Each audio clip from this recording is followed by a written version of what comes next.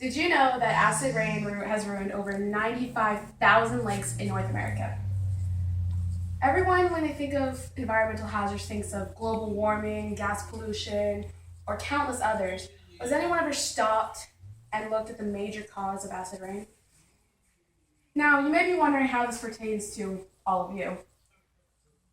You've never been burned by acid falling from the sky, so why is it important? The fact of the matter is, acid rain is a prominent hazard that will get worse if we choose to ignore it. Acid rain has various causes and disastrous effects, but there are a number of ways to prevent this occurrence. Given that acid rain is not a common conversation starter, many are unaware of what it actually is.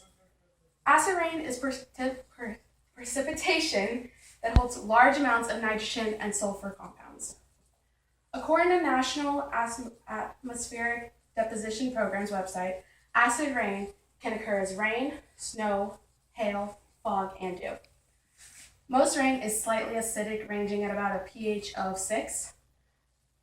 And acid rain ranges from about 4 to 5, 4 in big cities with lots of emissions from cars and running vehicles. Now that we understand what acid rain is, what is the cause, or should I say causes?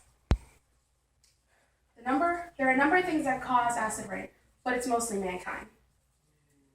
People burning excessive fossil fuels is the number one cause, because the fossil fuels emit sulfur dioxide and nitrogen oxide. Usually these are burned in factories or while driving vehicles such as cars, trucks, or motorcycles. And once released, the wind carries these compounds for miles and miles. However, according to National Geographic's article, rotting vegetation and erupting volcanoes also release chemicals that make this phenomenon occur. Equally important are the effects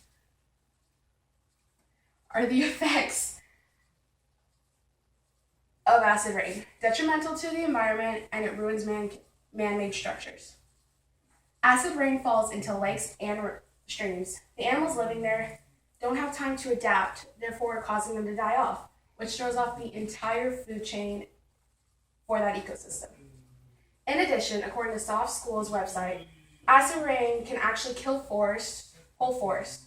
Trees need certain nutrients and a specific pH range to sustain life. And if this is thrown off, they become more susceptible to disease. Furthermore, as stated in National Atmospheric Depositions Program's article, acid rain speeds up the process of deterioration on buildings and vehicles due to corrosion. For reasons I have previously listed, actions can and should be taken to prevent this event from progressively worsening. While Earth may never be the same as it was before, there are many things that we can do to fix this. The number one thing we can do is reducing the amount of emissions in the air. As stated in the Encyclopedia of Earth's webpage, by releasing less emissions, we can increase chemical recovery, which will also increase biological recovery.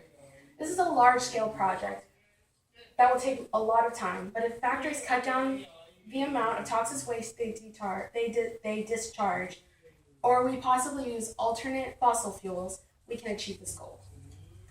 In addition, conserving energy, such as using less electricity or finding other means of getting from point A to point B, will drastically reduce the amount of acid rain we receive. All in all, acid rain is an ongoing disaster to our world that is mostly caused by us. We are hurting ourselves by letting this issue progress more and more every day. Acid rain is not a matter that we can put in a box and hide away, hoping it disappears.